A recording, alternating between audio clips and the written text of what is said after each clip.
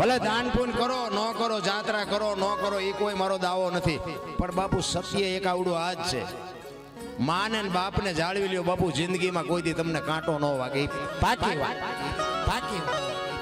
હા, અમે જે અત્યાર સુધી અહીં છે ને, મારા ભત્રીજા અહીં ભેગા છે, મારો દીકરો ભેગો છે, પૂછો આપણે કોઈ દી જિંદગીમાં સારું કામ કર્યું જ નથી, પણ મા બાપને જાળવાને એટલે અહીં સુધી પહોંચ્યા. બાકી આપણે કોઈની સીતારામે નથી કર્યા, મંદિરે નથી ગયા.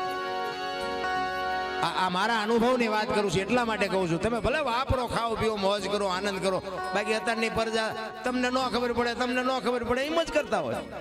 એટલે નહોતી ખબર એટલે 100 વીઘા રાખી હતી, તું 10 વીઘાના ઉલાળિયા મીઠો કરવા, અમને નથી ખબર પડતી.